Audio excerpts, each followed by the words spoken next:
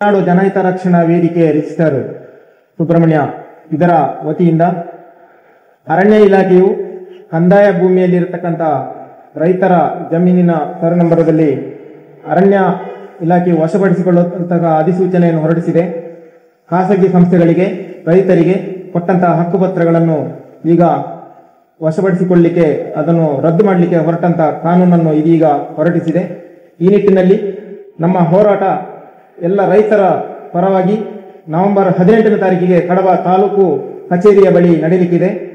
ಈ ಉದ್ದೇಶದಿಂದ ಹಾಗೂ ಈ ಸುತ್ತೋಲೆ ಹೊರಡಿಸಿ ಜನರಿಗೆ ಒಂದು ಮರಣ ಶಾಸನ ಆಗುವಂತ ಸಂಭವ ಇರುವ ಕಾರಣ ಮಲೆನಾಡು ಜನಹಿತ ರಕ್ಷಣಾ ವೇದಿಕೆಯು ಇಂದು ಪತ್ರಿಕಾಗೋಷ್ಠಿಯನ್ನು ನಡೆಸುತ್ತಿದೆ. ಈ ಪತ್ರಿಕಾಗೋಷ್ಠಿಗೆ ಆಗಮಿಸಿದ ದೃಶ್ಯ ಮಾಧ್ಯಮದ ಎಲ್ಲ ಪ್ರತಿನಿಧಿಗಳಿಗೆ, ಪತ್ರಿಕಾ ಮಾಧ್ಯಮದ ಪ್ರತಿನಿಧಿಗಳಿಗೆ ಹೃತ್ಪೂರ್ವಕ ಸ್ವಾಗತವನ್ನು ಕೋರುತ್ತಾ ಈ ಪತ್ರಿಕಾಗೋಷ್ಠಿಯನ್ನು ಮಲೆನಾಡು ಜನಹಿತ ಸಂರಕ್ಷಣಾ ವೇದಿಕೆಯ ಜಿಲ್ಲಾ ಸಂಚಾಲಕರಾದಂತಹ ಕಿಶೋರ್ ಕುಮಾರ್. ಮಲೆನಾಡು ಜನಹಿತ ರಕ್ಷಣಾ ವೇದಿಕೆ ದಕ್ಷಿಣ ಕನ್ನಡ ಜಿಲ್ಲೆ ಮತ್ತು ಆಸುಪಾಸು ಜಿಲ್ಲೆಯ ಒಂದು ರೈತರ ಸಂರಕ್ಷಣೆಗೆ ಸುಮಾರು 15 ವರ್ಷಕ್ಕಿಂತ ಮಿಕ್ಕಿ ಹೋರಾಟ ಮಾಡ್ತಾ ಬಂದಿದೆ. ಅದು ಪುಷ್ಪಗಿರಿ ವನ್ಯಧಾಮ, ಉಳಿದ ಎಲ್ಲ ವನ್ಯಧಾಮಗಳು ಅಭಯಾರಣ್ಯಕ್ಕೆ ಗ್ರಾಮಗಳನ್ನು ಸೇರಿಸುವಂಥ ಸಂದರ್ಭ. ಆಗ ಪಕ್ಷಾತೀತ, ಮುಖ್ಯವಾಗಿ ಅದು ಈಗಿನ ವಿದ್ಯಮಾನದಲ್ಲಿ ಜನರನ್ನು ಒಗ್ಗೂಡಿಸಬೇಕಿದ್ರೆ ಪಕ್ಷಾತೀತವಾಗಿ ಸಂಘಟನೆ ಇದ್ದಾಗ ಮಾತ್ರ ಆ ಹೋರಾಟಕ್ಕೆ ಒಂದು ನೈಜ ಮತ್ತು ಶಕ್ತಿ ಸಿಗುವಂಥದ್ದು. ಆ ದೃಷ್ಟಿಯಲ್ಲಿ ಈ ಜಿಲ್ಲೆಯಲ್ಲಿರುವಂತಹ ಎಲ್ಲ ಪಕ್ಷದ ಪ್ರಮುಖರು ಮತ್ತು ಕಾರ್ಯಕರ್ತರನ್ನು ಒಂದೇ ವೇದಿಕೆಯಲ್ಲಿ ಒಟ್ಟು ಸೇರಿಸಿ, ಅದೇ ರೀತಿ ಎಲ್ಲ ಧಾರ್ಮಿಕ ಮುಖಂಡರನ್ನು ಜಾತ್ಯತೀತವಾಗಿ ಸೇರಿಸಿ ಹೋರಾಟ ಮಾಡ್ತಾ ಬಂದು ಒಂದಿಷ್ಟು ಗೆಲುವುಗಳನ್ನು ಸಾಧಿಸಿದೆ. ಈಗಾಗಲೇ ನಮ್ಮ ಮಲೆನಾಡು ಜನಹಿತ ರಕ್ಷಣಾ ವೇದಿಕೆಯ ಒಂದು ಕಸ್ತೂರಂಗನ್ ವರದಿ ಇರ್ಬೋದು, ಪುಷ್ಪಗಿರಿ ಇರ್ಬೋದು, ಬೇರೆ ಬೇರೆ ವರದಿ ಬಂದಾಗ ಒಂದು ಬೇಡಿಕೆ ಇಟ್ಟಿದ್ದು. ಪಶ್ಚಿಮಘಟ್ಟ ತಪ್ಪಲು ಪ್ರದೇಶ ಗ್ರಾಮದ ಗಡಿ ಗುರುತು ಇರುವಂಥದ್ದು. ಈಗ ಉದಾಹರಣೆ, ಇಡೀ ಪಶ್ಚಿಮ ಘಟ್ಟಕ್ಕೆ ತಪ್ಪಲು ಪ್ರದೇಶಕ್ಕೆ ಗ್ರಾಮ ಗಡಿ ಗುರುತು. ಶಿರಾಡಿ, ಶಿಬಾಜಿ ಅಥವಾ ಕಡೆಂಜ ದಿಡುಪೆ ಅಥವಾ ಸುಬ್ರಹ್ಮಣ್ಯ ಇರ್ಬೋದು, ಬಿಳಿನಾಲೆ ಇರ್ಬೋದು, ಅಥವಾ ನಿಮ್ಮ ಕಲ್ಲುಗುಂಡಿ ಅಥವಾ ಕೊಲ್ಲಮುಗ್ಗರು ಯಾವುದೇ ಗ್ರಾಮ ಇರ್ಬೋದು ದಕ್ಷಿಣ ಕನ್ನಡ ಜಿಲ್ಲೆಯ, ಅದರ ಗಡಿ ಗುರುತು ಇರುವಂಥದ್ದು ಹಾಸನದ ಇನ್ನೊಂದು ಅಥವಾ ಮಡಿಕೇರಿಯ ಅಥವಾ ಚಿಕ್ಕಮಗಳೂರಿನ ಇನ್ನೊಂದು ಗ್ರಾಮದ ಬಾರ್ಡ್ರಿ ಅದರ ಗಡಿ ಗುರುತು. ಪಶ್ಚಿಮ ಘಟ್ಟಕ್ಕೆ ಪ್ರತ್ಯೇಕ ಗಡಿ ಗುರುತು ಇಲ್ಲದ ಕಾರಣ ಇವತ್ತು ಆ ಒಂದು ಸಮಸ್ಯೆ ರೈತರಿಗೆ ಕಾಡ್ತಾ ಇದೆ. ಪರಿಸರ ಸಂರಕ್ಷಣೆಯ ನೆಪದಲ್ಲಿ ಬರುವಂಥ ಎಲ್ಲ ಕಾನೂನು ಗ್ರಾಮಕ್ಕೆ ಅನ್ವಯಿಸ್ತದೆ. ಆ ಸಂದರ್ಭದಲ್ಲಿ ಜನರ ಹಕ್ಕುಪತ್ರ ರದ್ದಾಗುವಂಥದ್ದು ಅಥವಾ ಕೃಷಿ ಭೂಮಿಗೆ ಮೂಲಭೂತ ಸೌಕರ್ಯಕ್ಕೆ ಧಕ್ಕೆ ಮಾಡುವಂಥದ್ದು ಅರಣ್ಯ ಇಲಾಖೆಯವರು ಮಾಡ್ತಾ ಬಂದಿದ್ದಾರೆ. ಆ ದೃಷ್ಟಿ ಮತ್ತು ಕಾಡು ಪ್ರಾಣಿ ನಿರಂತರವಾಗಿ ಕೃಷಿಗೆ ದಾಳಿ ನಡೀತಾ ಇದೆ. ಈ ಸಂದರ್ಭದಲ್ಲಿ ಹಿಂದೆ ಬ್ರಿಟಿಷ್ ಕಾಲದಿಂದಲೂ ಇದು ಕೃಷಿ ರಕ್ಷಣೆಗೆ ಕೋವಿಗಳನ್ನು ಪರವಾನಗಿ ನೀಡ್ತಿದ್ರು. ಇದನ್ನು ಕೂಡ ಈಗ ತಡೆಗಟ್ಟಿದ್ದಾರೆ. ಅದಕ್ಕೆ ನಮ್ಮ ಮೂಲ ಒಂದು ಬೇಡಿಕೆ ಇರುವಂಥದ್ದು, ಪಶ್ಚಿಮ ಘಟ್ಟಕ್ಕೂ ಗ್ರಾಮೀಣ ಪ್ರದೇಶ ಜನವಸತಿ ಪ್ರದೇಶಕ್ಕೂ ಗಡಿ ಗುರುತು ಮಾಡಬೇಕು. ಕೇವಲ 200 ಕಿಲೋಮೀಟರ್ ಗಡಿ ಗುರುತು ಮಾಡಿದರೆ ದಕ್ಷಿಣ ಕನ್ನಡ ಜಿಲ್ಲೆ ಇದು ಯಾವುದೇ ತೊಂದರೆ ಇಲ್ಲದೆ ಬಚಾವಾಗ್ತದೆ. ಇನ್ನೊಂದೇನೆಂದರೆ, ಗಡಿ ಗುರುತು ಮಾಡಿದ ಮೇಲೆ ನಮ್ಮ ಬಲ್ಲಿ ಬರುವಂಥ ವನ್ಯಜೀವಿಗಳ ತೊಂದರೆಗೆ ಆ ಗಡಿ ಗುರುತಲ್ಲಿ ಆನೆ ಕಾರಿಡಾರ್ ಮಾಡ್ಬೋದು, ಸೋಲಾರ್ ಬೇಲಿ ಅಳವಡಿಸ್ಬೋದು. ಕಡಿಮೆ ಖರ್ಚಲ್ಲಿ ಸೋಲಾರ್ ಬೇಲಿ, ಆನೆ ಕಾರಿಡಾರ್ ಮಾಡಿ ಪ್ರಾಣಿಗಳನ್ನು, ಹಲ್ಲಿಗೆ ಧುಮುಕಿದ ಪ್ರಾಣಿಗಳನ್ನು ಪಶ್ಚಿಮ ಘಟ್ಟಕ್ಕೆ ಬಿಡುವಂಥ ವ್ಯವಸ್ಥೆಯೂ ಆಗ್ತದೆ ಮತ್ತು ಪಶ್ಚಿಮ ಘಟ್ಟ ಸಂರಕ್ಷಣೆ ಕೂಡ ಆಗ್ತದೆ. ಈ ನಿಟ್ಟಿನಲ್ಲಿ ನಮ್ಮ ಹೋರಾಟ ಪಶ್ಚಿಮ ಘಟ್ಟಕ್ಕೂ ಜನವಸತಿ ಪ್ರದೇಶಕ್ಕೂ ಗಡಿ ಗುರುತು ಮಾಡಬೇಕು ಅಂತೇಳಿ. ಆ ದೃಷ್ಟಿಯಲ್ಲಿ ಈಗಾಗಲೇ ನಾವು ಯೋಚನೆ ಮಾಡಿದ್ದೇವೆ. ನಮ್ಮ ಮಲೆನಾಡಿನ ಪ್ರಮುಖರೆಲ್ಲರೂ ಆ ದೃಷ್ಟಿಯಲ್ಲಿ ಒಂದು ಸಮಿತಿ ರಚನೆ ಮಾಡಿ ಒಂದು ರೇಖೆಯನ್ನು ಕೂಡ ತಯಾರು ಮಾಡುವಂಥದ್ದು ಮಾಡ್ತಾ ಇದ್ದಾರೆ. ಇನ್ನೊಂದೇನೆಂದರೆ, ಈಗಾಗಲೇ ಹಕ್ಕುಪತ್ರಗಳು ರದ್ದಾಗ್ತಾ ಇರುವಂಥದ್ದು ಮತ್ತು ಯಾವುದೇ ಹಕ್ಕುಪತ್ರ ಕೊಟ್ಟಿದ್ದರೂ ಕಂದಾಯ ಇಲಾಖೆ ಅದು ಫ್ಲೋಟಿಂಗ್ ಆಗದೇ ಇರುವಂಥದ್ದು. ಮತ್ತು ಅರಣ್ಯ ಇಲಾಖೆಯವರು ದಕ್ಷಿಣ ಕನ್ನಡ ಜಿಲ್ಲೆಯ ಬೆಳ್ತಂಗಡಿ, ಸುಳ್ಯ, ಪುತ್ತೂರು ತಾಲೂಕಿನಲ್ಲಿ ಇರುವಂಥ ಗ್ರಾಮೀಣ ಪ್ರದೇಶದ ಜನರಿಗೆ ನೀವು ಅನಧಿಕೃತವಾಗಿ ಕೂತಿದ್ದೀರಿ ಎಂಬ ನೋಟಿಸ್ ಕೊಟ್ಟಿರುವಂಥದ್ದು ನಾವು ಗಮನಿಸಿರ್ಬೋದು. 100 ವರ್ಷದಿಂದ ಕೃಷಿ ಮಾಡ್ತಾ ಬಂದಂತಹ ರೈತನಿಗೆ ಇವತ್ತು ಒಕ್ಕಲೆಬ್ಬಿಸುವಂಥದ್ದು ನಡೀತಾ ಇದೆ. ಆದ್ದರಿಂದ ಯಾಕೆ ನಡೀತಾ ಇದೆ ಅಂದರೆ, ನಾವು ಉದಾಹರಣೆ ಹೇಳಬೇಕಿದ್ರೆ ಡೀಮ್ಡ್ ಫಾರೆಸ್ಟಿಗೆ ಸೇರಿಸುವಂಥದ್ದು ಸುಮಾರು 10-15 ವರ್ಷದಿಂದ 15 ಬಾರಿ ವರ್ಷಕ್ಕೊಮ್ಮೆ ಸೇರಿಸ್ತಾ ಬಂದಿದ್ದಾರೆ. ಆ ಪ್ರಕಾರ ಸರ್ವೆ ಮಾಡದೆ ಜನವಸತಿ ಪ್ರದೇಶ ಮತ್ತು ಇರುವಂಥ ಕೃಷಿ ಭೂಮಿಯನ್ನು ಸರ್ವೆ ಮಾಡದೆ ಇದಕ್ಕೆ ಸೇರಿಸಿದ ಇದರಿಂದ ಅರಣ್ಯ ಅಂತೇಳಿ ದಾಖಲಾಗಿದೆ RTCಯಲ್ಲಿ. ಅರಣ್ಯ ಅಂತ ದಾಖಲೆ ಆದ ಕಾರಣ ಇವತ್ತೇನಾಗಿದೆ, ಜನರಿಗೂ ರೈತನಿಗೂ ಹಕ್ಕುಪತ್ರ ಇದೆ, ಅದಕ್ಕೆ ಅಷ್ಟೇ ಪವರ್ ಕಾನೂನಲ್ಲಿ ಅರಣ್ಯ ಇಲಾಖೆಗೂ ಇದೆ. ಈ ಸಮಸ್ಯೆಯಿಂದಾಗಿ ಏನಾಗಿದೆ ಅಂದರೆ, ಈಗಾಗಲೇ ಮೊನ್ನೆ 27ರಂದು ಒಂದು ಸರ್ಕಾರದಿಂದ ಅಧಿಸೂಚನೆ ಬಂದಿದೆ ಸುತ್ತುವಲೆ. ಏನಂದರೆ 1980 ಇಸವಿಯ ಮೂಲ ದಾಖಲೆಗಳನ್ನು ಪರಿಶೀಲನೆ ಮಾಡಿ, ಆಮೇಲೆ ಯಾವುದೆಲ್ಲ ಅರಣ್ಯದಲ್ಲಿದೆಯೋ ಆ ಹಕ್ಕುಪತ್ರಗಳು ಕಾನೂನು ಬಾಹಿರ, ಆ ಒಂದು ಕಡತ ಅದನ್ನು ರದ್ದು ಮಾಡಬೇಕು ಅಂತೇಳಿ ಸುತ್ತುವಲೆಯಲ್ಲಿ ಬರೆದಿದ್ದಾರೆ. ಇದು ಎಲ್ಲ ಜಿಲ್ಲೆಯ ನಮ್ಮ ರೈತರಿಗೆ, ಅವರ ಕುಟುಂಬಕ್ಕೆ ನಾಳೆ ಬೀದಿಗೆ ಬರುವಂಥ ಯೋಜನೆ ಅಂತ ಪ್ರಮೇಯ ನಿರ್ಮಾಣ ಆಗ್ತದೆ. ಆದ್ದರಿಂದ ಈಗಾಗಲೇ ಜಂಟಿ ಸರ್ವೆಗೆ ಕೂಡ ನಮ್ಮ ಹೋರಾಟದ ಫಲವಾಗಿ ಪ್ರಾರಂಭ ಮಾಡಿದೆ ಸರ್ಕಾರ. ಈ ಜಂಟಿ ಸರ್ವೆ ಮಾಡುವಾಗ ಇಲ್ಲಿ ಒಂದಿರುವಂಥದ್ದು, ಅರಣ್ಯ ಅಧಿಸೂಚಿತ ಪ್ರದೇಶದಲ್ಲಿ ಕಾನೂನು ಬಾಹಿರ ಹಕ್ಕುಪತ್ರ ಕೊಟ್ಟಿದ್ದಾರೆ ಅಂತೇಳಿ. ಇಲ್ಲಿ ನಾವು ತಿಳ್ಕೊಳ್ಬೇಕಾದ್ದು, ಈ ಸುತ್ತುವಲೆ ಬರುವುದು ಮತ್ತು ಡೀಮ್ಡ್ ಫಾರೆಸ್ಟ್ಗೆ ಸೇರಿಸುವಾಗ ಅದರ ಮುಂಚೆ ಅಲ್ಲಿ ಹಕ್ಕುಪತ್ರ ಕೊಟ್ಟಿದ್ದಾರೆ, ಅಲ್ಲಿ ಜನವಸತಿ ಪ್ರದೇಶ ಇತ್ತು, ರೈತರು ಕೃಷಿ ಮಾಡ್ತಿತ್ತು, ಇದೆಲ್ಲ ಇದ್ದಾಗಲೂ ಆ ಸರ್ವೆ ನಂಬರನ್ನು ಸೇರಿಸಿದ ಕಾರಣ ಸಮಸ್ಯೆ ಆಗಿರೋದು. ಆದ್ದರಿಂದ ನನ್ನ ಒಂದು ಬೇಡಿಕೆ ನಮ್ಮ ಸಂಘಟನೆಯಿಂದ ಏನಂದರೆ, ಕ್ಯಾಬಿನೆಟಲ್ಲಿಟ್ಟು ಅದನ್ನು ರೀಸರ್ವೆಗೆ, ಡೀಮ್ಡ್ ಫಾರೆಸ್ಟ್ ಮಾಡುವಾಗ ಸರ್ವೆ ಮಾಡಿ ಸರಿಯಾಗಲಿಲ್ಲ, ಅಲ್ಲಿ ರೀಸರ್ವೆ ಮಾಡಿ ಅದನ್ನು ಜನವಸತಿ ಪ್ರದೇಶ ಬೇರೆ, ಇದನ್ನು ಬೇರೆ ಬೇರೆ ಮಾಡಿ ಅಂತೇಳಿ ರೀಸರ್ವೆ ಮಾಡಬೇಕು, ಅದಕ್ಕೆ ಆದೇಶ ಮಾಡಬೇಕು ಅಂತ ನಮ್ಮೊಂದು ಹಕ್ಕೊತ್ತಾಯ ಕೂಡ ಇದೆ. ಜೊತೆಗೆ ಈ ರೀತಿ ಹೋದರೆ ಈ ಕಾನೂನಿನ ಪ್ರಕಾರ 80% ರೈತರ ಹಕ್ಕುಪತ್ರ ರದ್ದಾಗ್ತದೆ. ಈಗಾಗಲೇ ಜಂಟಿ ಸರ್ವೆಗೆ ಇದು ತಾಲೂಕು ಮಟ್ಟದಲ್ಲಿ ಪ್ರಾರಂಭ ಮಾಡಿದ್ದಾರೆ. ಅಧಿಕಾರಿಗಳ ಹತ್ರ ನನ್ನ ಒಂದು ಮನವಿ, ನೀವು ಜಂಟಿ ಸರ್ವೆ ಮಾಡುವಾಗ ಅರಣ್ಯ ಇಲಾಖೆಯವರು ಈ ಜಂಟಿ ಸರ್ವೆ, ಇದು ಎಲ್ಲ ಬಯಲು ಪ್ರದೇಶಗಳು, ಕಡಬ ತಾಲೂಕು, ಸುಳ್ಯ, ಬೆಳ್ತಂಗಡಿ ಅಥವಾ ದಕ್ಷಿಣ ಕನ್ನಡ ಜಿಲ್ಲೆಯ ಸುತ್ತ 50 ಮನೆ 30 ಮನೆಯ ಪಕ್ಕದಲ್ಲಿ ಸುರಕ್ಷಿತ ಅರಣ್ಯ ಇರ್ತದೆ. ಈ ರೀತಿ ಬಯಲು ಪ್ರದೇಶದ ಗಡಿಗುರುತಿನಲ್ಲಿ ನಮ್ಮ ರೈತರಿದ್ದಾರೆ. ಇವತ್ತು ಬಫರ್, ನಾನು ಮಾಹಿತಿ ಹಕ್ಕಲ್ಲಿ ಕೇಳಿದ್ದೇನೆ, ದಕ್ಷಿಣ ಕನ್ನಡ ಜಿಲ್ಲೆಯಲ್ಲಿ ಈ 3 ತಾಲೂಕಲ್ಲಿ ಬಫರ್ ಝೋನ್ ಉಂಟಾ ಅಂತೇಳಿ. ಅದಕ್ಕೆ ಸಂಬಂಧಪಟ್ಟ ಇಲಾಖೆಯವರು ಹೇಳಿದ್ದಾರೆ ಬಫರ್ ಝೋನ್ ಇಲ್ಲ. ಯಾಕೆ ಇಲ್ಲ ಅಂದರೆ ಜಂಟಿ ಸರ್ವೆ ಆಗಿಲ್ಲ ಅಂತೇಳಿ. ಆದ್ದರಿಂದ ಜಂಟಿ ಸರ್ವೆ ಮಾಡುವಾಗಲೇ ಬಫರ್ ಝೋನನ್ನು 0 ಮಾಡಿದಾಗ ಪಕ್ಕದಲ್ಲಿದ್ದಂಥ ವ್ಯಕ್ತಿಗೆ ಏನು ಸಮಸ್ಯೆ ಆಗುವುದಿಲ್ಲ. ಯಾಕೆಂದರೆ ಒಮ್ಮೆ ಗೆಜೆಟ್ ನೋಟಿಫಿಕೇಷನ್ ಆದ ನಂತರ ಅಥವಾ ಸರ್ಕಾರದನ್ನು ಅಧಿಕೃತ ಮಾಡಿ GPS ಸರ್ವೆ ಮಾಡಿದ ಮೇಲೆ ಆ ಭೂಮಿಯಲ್ಲಿ ಏನು 100 ಮೀಟರ್ 500 ಮೀಟರ್ ಏನು ನಿಗದಿಪಡಿಸ್ತಾರೆ ಯಾರು ಅರಣ್ಯ ಇಲಾಖೆಯವರು, ಅಷ್ಟೂ ಜಾಗ ಹಕ್ಕುಪತ್ರ ರದ್ದಾಗ್ತದೆ, ಫ್ಲಾಟಿಂಗ್ ಆಗುವುದಿಲ್ಲ. ಆಮೇಲೆ ಒಕ್ಕಲೆಬ್ಬಿಸುವಂಥ ಪ್ರಮೇಯ ಬರ್ತದೆ. ಆಗ ಅರಣ್ಯದ ಅಂಚಿನಲ್ಲಿರುವಂಥ ದಕ್ಷಿಣ ಕನ್ನಡ ಜಿಲ್ಲೆ ಎಲ್ಲ ರೈತರು ಬೀದಿಗೆ ಬರುವಂಥ ಪ್ರಮೇಯ. ಆದ್ದರಿಂದ ತಕ್ಷಣ ಜನವು ಎಚ್ಚೆತ್ತುಕೊಳ್ಳಬೇಕು. ಜಂಟಿ ಸರ್ವೆ ಮಾಡುವಾಗ ನೀವು ಬಫರ್ ಝೋನ್ನ ಬಗ್ಗೆ ಕ್ಲಾರಿಟಿ ಕೊಡಿ. ಒಂದು. ಎರಡನೇದೇನು, ಈಗ ಯಾವುದನ್ನು ನೀವು ಜಂಟಿ ಸರ್ವೆ ಮಾಡಬೇಕು, ಯಾವುದು ಹಕ್ಕುಪತ್ರ ಕೊಟ್ಟಿದ್ದಾರೆ, ಆ ಹಕ್ಕುಪತ್ರ ಕೊಟ್ಟಿದ್ದರಲ್ಲಿ ಯಾವುದು ಫ್ಲಾಟಿಂಗ್ ಆಗ್ತಾ ಇಲ್ಲ, ಅದನ್ನು ಫಸ್ಟಿಗೆ ಇದನ್ನು ಯಾವುದು ಸರ್ವೆ ಮಾಡಬೇಕು. ಸರ್ವೆ ಮಾಡಿ ಅಲ್ಲಿ ಇರುವಂಥ ರೈತನಿಗೆ ಆ ಹಕ್ಕುಪತ್ರವನ್ನು ಅಧಿಕೃತ ಮಾಡಬೇಕು. ಆಮೇಲೆ ನಿಮ್ಮ ಅರಣ್ಯ ಇದೇನು ಅದನ್ನು ಮಾಡಿಕೊಳ್ಳಿ. ಆ ಸಂದರ್ಭದಲ್ಲಿ ಅವನು ಇರುವಂಥ, ಈಗ ಉದಾಹರಣೆ ನಿಮಗೆ ಈಗಿನ ಒಂದಿಷ್ಟು ಜನರಿಗೆ ಕಾನೂನು ಗೊತ್ತಿಲ್ಲದೆ ಇರ್ಬೋದು, ಆದರೆ ನಮ್ಮ ಹತ್ರ ಎಲ್ಲ ದಾಖಲೆ ಇದೆ. ಯಾವಾಗ ಸುರಕ್ಷಿತ ಅರಣ್ಯ ಆಗಿರ್ಬೋದು, ಇದೆಲ್ಲವೂ ಕಂದಾಯ ಭೂಮಿಯನ್ನು ಸುರಕ್ಷಿತ ಅರಣ್ಯ ಮಾಡಿರೋದು.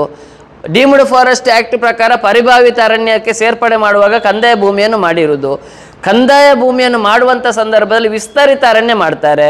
ವಿಸ್ತರಿತ ಅರಣ್ಯ ಮಾಡುವಂಥ ಸಂದರ್ಭದಲ್ಲಿ ಅದಕ್ಕೆ ಬಫರ್ ಝೋನ್ ಬರುವುದಿಲ್ಲ. ಆಮೇಲೆ ದಟ್ಟವಾದ ಅರಣ್ಯ ಬೆಳೆದ ನಂತರ ಅದು ಆಗುವುದು ಸುರಕ್ಷಿತ ಅರಣ್ಯಕ್ಕೆ ಸೇರ್ಪಡೆ ಮಾಡ್ತಾರೆ. ಆಮೇಲೆ ಆ ವಿಸ್ತರಿತ ಅರಣ್ಯ ಕಂದಾಯ ಭೂಮಿಯನ್ನು ಮಾಡುವಾಗ ಆ ಕಂದಾಯ ಭೂಮಿಯ ಸರ್ವೆ ನಂಬರಲ್ಲಿ ಜನವಸತಿ ಪ್ರದೇಶ ಕೃಷಿ ಮಾಡಿಕೊಂಡಿರ್ತಾರೆ. ಅದು ವಿಸ್ತರಿತ ಅರಣ್ಯಕ್ಕೆ ಸೇರ್ಪಡೆ ಮಾಡುವಾಗ ಮರಗಳು ಒಂದಷ್ಟು ಇದ್ದಾಗ ಅದು ವಿಸ್ತರಿತ ಅರಣ್ಯ ಸಾಮಾಜಿಕ ಅರಣ್ಯ ಆಗ್ತದೆ. ಆ ಸಾಮಾಜಿಕ ಅರಣ್ಯ ಆದಾಗ ಆ ಗಡಿಗುರುತಿನ ಪಕ್ಕದಲ್ಲಿ ಮೂಲ ನಿವಾಸಿಯಾಗಿದ್ದ ರೈತನು ಕೃಷಿ ಮಾಡ್ತಾ ಇರ್ತಾನೆ, ಅವನಿಗೆ ಹಕ್ಕುಪತ್ರ ಸಿಕ್ಕಿರ್ತದೆ. ಆಮೇಲೆ ನೀವು ಕೊನೆಗೆ ದಟ್ಟವಾದ ಕಾಡು ಅರಣ್ಯ ಸೇರಿದ ಮೇಲೆ, ಕಾಡಾದ ಮೇಲೆ ಅದನ್ನು ಸುರಕ್ಷಿತ ಅರಣ್ಯಕ್ಕೆ ಸೇರಿಸುವುದು. ಈ ಸುರಕ್ಷಿತ ಅರಣ್ಯಕ್ಕೆ ಸೇರಿಸಿದ ಮೇಲೆ ನೀವು ಬಫರ್ ಝೋನನ್ನು 500 ಮೀಟರ್ 100 ಮೀಟರ್ ಪುನಃ ನಿಗದಿಪಡಿಸಿದರೆ ಆ ಪಕ್ಕದ ರೈತನ ಅವನ ಜೀವನಕ್ಕೆ, ಕುಟುಂಬಕ್ಕೆ ಧಕ್ಕೆ ಬರುವಂಥದ್ದು, ಬೀದಿ ಪಾಲಾಗುವುದು ನಿಶ್ಚಿತ. ಆದ್ದರಿಂದ ಕಾನೂನು ಗೊತ್ತಿಲ್ಲದ ರೈತರನ್ನು ನೀವು ಮಂಗ ಮಾಡಬಹುದು. ಆದರೆ ಇವತ್ತು ಎಜುಕೇಟೆಡ್ ರೈತರಿದ್ದಾರೆ, ಅವರನ್ನು ಮಂಕು ಮರಳು ಮಾಡಲಿಕ್ಕೆ ಸಾಧ್ಯ ಇಲ್ಲ. ಆದ್ದರಿಂದ ಈ ವಿದ್ಯಾವಂತ ರೈತರು ಅರಣ್ಯ ಇಲಾಖೆ ಸಂಬಂಧಪಟ್ಟ ಜಿಲ್ಲಾಡಳಿತ ವಿರುದ್ಧ ಕಾನೂನಾಗಿ ಅದನ್ನು ಕಾನೂನು ಹೋರಾಟ ಜೊತೆಗೆ ನ್ಯಾಯ ಸಿಗದ್ರೆ ಮುಂದೆ ಕ್ರಾಂತಿ ಹೋರಾಟ ಶುರು ಮಾಡ್ತಾರೆ. ಅದಕ್ಕೆ ಮುಂಚಿತವಾಗಿ, ಅನಾಹುತ ಆಗುವ ಮುಂಚಿತವಾಗಿ ನೀವು ಇದನ್ನು ಕ್ಲಾರಿಟಿ ನಮಗೆ ಕೊಡಬೇಕು. ಆದ್ದರಿಂದ ಜಂಟಿ ಸರ್ವೆ ಮಾಡುವಾಗ, ನೀವು ಸುರಕ್ಷಿತ ಅರಣ್ಯ ಘೋಷಣೆ ಮಾಡುವಾಗ ಬಫರ್ ಝೋನ್ ಉಂಟಾ ಇಲ್ವ ಅಂತ ಪ್ರಥಮ ನೀವು ಸರ್ವೆ. ಈಗ ಉದಾಹರಣೆ, ನನ್ನ ಮಲೆನಾಡು ಜನಹಿತ ರಕ್ಷಣಾ ವೇದಿಕೆ ಕಾರ್ಯಕರ್ತರ ಕುಟುಂಬದ ಸರ್ವೆ ನೀವು ಹತ್ತಿರ ಬಂದಾಗ ನೀವು ಇದನ್ನು ಕ್ಲಾರಿಟಿ ಕೊಡದೆ ದಯವಿಟ್ಟು ಸರ್ವೆಗೆ ಹೋಗಬೇಡಿ. ನಾನೇ ಸಂಬಂಧಪಟ್ಟ, ಯಾಕಂದ್ರೆ ಅಲ್ಲಿ ಆಗುವಂಥ ಅನಾಹುತ ಮತ್ತೆ ನೀವೇ ವಾರಿಸುದಾರರಾಗ್ತೀರಿ. ಯಾಕಂದ್ರೆ ನಮ್ಮ ಭೂಮಿಯನ್ನು ನೀವು ಒಮ್ಮೆ ಜಂಟಿ ಸರ್ವೆ ಮಾಡಿ ಗೆಜೆಟ್ ನೋಟಿಫಿಕೇಶನಲ್ಲಿ ಆದ ಮೇಲೆ ಮತ್ತೆ ನೀವು ಹಕ್ಕೊತ್ತು ರದ್ದು ಮಾಡಿದರೆ, ನಮಗೆ ಅದ್ರಲ್ಲಿ ಹಕ್ಕು ರೈಟ್ಸನ್ನು ಕ್ಯಾನ್ಸಲ್ ಮಾಡಿದರೆ ನಾವು ಮತ್ತೆ ಎಲ್ಲಿಗೆ ಹೋಗಬೇಕು? ಸಂಬಂಧಪಟ್ಟ ಜನಪ್ರತಿನಿಧಿಗಳು, ನಾನು ಪಂಚಾಯತ್ ಅಧ್ಯಕ್ಷರು, ಸಂಬಂಧಪಟ್ಟ ಮೆಂಬರ್ಗಳಲ್ಲಿ ಬೇಡಿಕೆ ಇದ್ದೇನೆ ಈ ಮೂಲಕ. ಅದೇ ರೀತಿ ಸಂಬಂಧಪಟ್ಟ ಶಾಸಕರು, ಸಂಸದರ ಹತ್ರ ಬೇಡಿಕೆ ಇಡ್ತೇನೆ. ಸಂಬಂಧಪಟ್ಟ ಜಿಲ್ಲಾಡಳಿತ, ಉಸ್ತುವಾರಿ ಸಚಿವರ ಹತ್ರ, ಕಂದಾಯ ಸಚಿವರ ಹತ್ರ ಬೇಡಿಕೆ ಇಡ್ತಾ ಇದ್ದೇವೆ. ದಯವಿಟ್ಟು ಈಗಲೇ ಸರ್ವೆ ಮಾಡುವಾಗಲೇ ನಮ್ಮದ ಭೂಮಿಯ ಆ ಕಾಡಿನಂಚಿನಲ್ಲಿರುವವರಿಗೆ ಬಫರ್ ಝೋನಿಂದ ತೊಂದರೆ ಆಗ್ತದಾ ಇಲ್ವ ಅಂತ ಕ್ಲಾರಿಟಿ ಕೊಡಿ. ತಾಲೂಕು ಸರ್ವೇರೆ ಕ್ಲಾರಿಟಿ ಕೊಡಿ, ತಹಸೀಲ್ದಾರರೇ ಕ್ಲಾರಿಟಿ ಕೊಡಿ, ಸಂಬಂಧಪಟ್ಟ ರೇಂಜರ್ಗಳೇ ನೀವು ಕ್ಲಾರಿಟಿ ಕೊಡಿ. ನಿಮಗೆ ಬೇಕಾದಾಗೆ ಮಾಡಲಿಕ್ಕೆ ನಿಮ್ಮ ಅಪ್ಪನ ಜಾಗ ಅಲ್ಲ, ಇದು ರೈತರ ಜಾಗ, ನೆನಪಿಟ್ಟುಕೊಳ್ಳಿ. ಆದ್ದರಿಂದ ದಯವಿಟ್ಟು ಜಂಟಿ ಸರ್ವೆ ಮಾಡುವ ಮುಂಚಿತವಾಗಿ ನಿಮಗೆ ಸಮಸ್ಯೆ ಆಗ್ತದೆ ಇಲ್ವ ಅಂತ ವಿಶೇಷ ಗ್ರಾಮ ಸಭೆ ಕರಿತೀರಾ, ಪಕ್ಕದ ರೈತರನ್ನು ಕರೆದು ಅವರಿಗೆ ಕ್ಲಾರಿಟಿ ಕೊಟ್ಟು ಜಂಟಿ ಸರ್ವೆ ಮಾಡಿ. ಆದ್ದರಿಂದ ಜಂಟಿ ಸರ್ವೆಯನ್ನು ಸ್ವಾಗತ ಮಾಡ್ತಾ ಇದ್ದೇವೆ. ಜೊತೆಗೆ ರೈತರಿಗೆ ತೊಂದರೆ ಆಗ್ತದೆ ಇಲ್ವ ಅಂತ ಕ್ಲಾರಿಟಿ ಕೊಡಬೇಕು. ಮತ್ತು ಈ ಕಾನೂನು ಏನು ಅಂತೇಳಿ ನೀವು ಎಕ್ಸ್ಪ್ಲೈನ್ ಮಾಡಬೇಕು. 1980 ಇಸವಿಯ ಮುಂಚೆ ಹಕ್ಕುಪತ್ರಗಳು ಕಾನೂನು ಬಾಹಿರ. ನೋಡಿ, ಇಲ್ಲಿ ಕೊಟ್ಟಿದ್ದೀರಿ, ಸರ್ಕಾರಿ ಸಂಸ್ಥೆಗೆ ಕೊಟ್ಟ ಹಕ್ಕುಪತ್ರ ಇರ್ಬೋದು, ಖಾಸಗಿ ಸಂಸ್ಥೆಗೆ ಕೊಟ್ಟಿರುವ ವ್ಯಕ್ತಿಗೆ ಕೊಟ್ಟ ಹಕ್ಕುಪತ್ರ ಇರ್ಬೋದು, ಅಥವಾ ಸಾರ್ವಜನಿಕ ಉದ್ದೇಶಕ್ಕೆ ಇಟ್ಟ ಹಕ್ಕುಪತ್ರ ಇರ್ಬೋದು. ಇದನ್ನೆಲ್ಲ ಪರಿಶೀಲನೆ ಯಾಕೆ ಮಾಡಬೇಕ್ರಿ? ಆದ್ದರಿಂದ ಕಂದಾಯ ಇಲಾಖೆ ಆ ಒಂದು ಇಲಾಖೆ ಮಾಡಿದಂಥ ವ್ಯವಸ್ಥೆ ಸರಿ ಇಲ್ಲದಿದ್ದರೆ ಜಿಲ್ಲಾಧಿಕಾರಿ ಮಟ್ಟದ ಅಥವಾ VA ಈ ಸಿಸ್ಟಮನ್ನು ಅಮಾನತು ಮಾಡಬೇಕು. ಯಾಕೆಂದರೆ ಭ್ರಷ್ಟಾಚಾರ ನಡೆದಿದ್ದೋ ಒಪ್ಪಿಕೊಳ್ಳಿ. ಜಿಲ್ಲಾಧಿಕಾರಿ ಅವರೇ, ನಿಮ್ಮ ಹತ್ರ ಒಂದು ಮನವಿ ನಾವು ಮಾಡ್ತಿರೋದು ಈ ಮೂಲಕ. ನೀವು ಇವತ್ತು ಸರ್ಕಾರದ ಆದೇಶದಲ್ಲೇ ಇದೆ, ಕಂದಾಯ ಇಲಾಖೆ ತಪ್ಪು ಮಾಡಿದ್ದಾರೆ ಅಂತಂದರೆ ಯಾರು ತಪ್ಪು ಮಾಡಿದ್ದಾರೆ ಆ ಅಧಿಕಾರಿ ಸಸ್ಪೆಂಡ್ ಮಾಡಬೇಕು. ಅವರು ರಿಟೈರ್ಡ್ ಆಗಿದ್ದರೆ ಅವರ ಫಂಕ್ಷನನ್ನು ಬಂದ್ ಮಾಡಬೇಕು. ಮತ್ತು ಏನು ಲಂಚ ಕೊಟ್ಟು ಇದು ಮಾಡಿದ್ದಾರೆ ಅದನ್ನು ವಸೂಲಾತಿ ಕೂಡ ಮಾಡಬೇಕು. ಆದ್ದರಿಂದ ಇದಕ್ಕೆ ನೇರ ಅಧಿಕಾರಿಗಳೇ ಹೊಣೆ. ಅದ ಒಪ್ಪಿಕೊಂಡಿದ್ದೀರಿ, ನೀವೇ ಸುತ್ತುವಲಯ ತೋರಿಸಿದ್ದೀರಿ. ಕಂದಾಯ ಇಲಾಖೆಯವರು ಕಾನೂನು ಬಾಹಿರ ಹಕ್ಕುಪತ್ರ ಕೊಟ್ಟಿದ್ದೀರಿ ಅಂತೇಳಿ. ಆದ್ದರಿಂದ ರೈತರನ್ನು ಗೊಂದಲಕ್ಕೆ ಇದು ಮಾಡಬೇಡಿ. ಕೆಲವೇ ಕುಟುಂಬದ ಮೇಲೆ, ಅವರ ಜೀವನದ ಮೇಲೆ ಚೆಲ್ಲಾಟ ಆಡಬೇಡಿ ಸರ್ಕಾರ. ಆದರೆ ದಯವಿಟ್ಟು ಇದರಲ್ಲಿ ಪಕ್ಷ ಇಲ್ಲ, ಯಾವುದೇ ಒಂದು ರೀತಿಯ ಇದರಲ್ಲಿ ಎಲ್ಲ ಪಕ್ಷದವರು, ಎಲ್ಲ ಜಾತಿಯವರಿದ್ದೇವೆ. ಆದ್ದರಿಂದ ನಮಗೆ ಒಂದೇ ಉದ್ದೇಶ, ನಮಗೆ ರೈತರು ಬದುಕಬೇಕು. ರೈತರ ಜಾಗಕ್ಕೆ, ಅವರ ಜೀವನೋಪಾಯಕ್ಕೆ ಯಾವುದೇ ರೀತಿಯ ತೊಂದರೆ ಆಗಬಾರ್ದು. ಈ ನಿಟ್ಟಿನಲ್ಲಿ ಇದೇ ಬರುವ ತಾರೀಕು ಇದು ಗ್ರಾಮ ಜಾಗೃತಿ 11ನೇ ತಾರೀಕಿಗೆ ಮಂಗಳವಾರ ನಮ್ಮ ಕಾರ್ಯಕರ್ತರು ಪ್ರತಿ ಗ್ರಾಮಕ್ಕೆ ಭೇಟಿ ಕೊಡ್ತಾರೆ, ಜನಜಾಗೃತಿ ಮೂಡಿಸ್ತಾರೆ.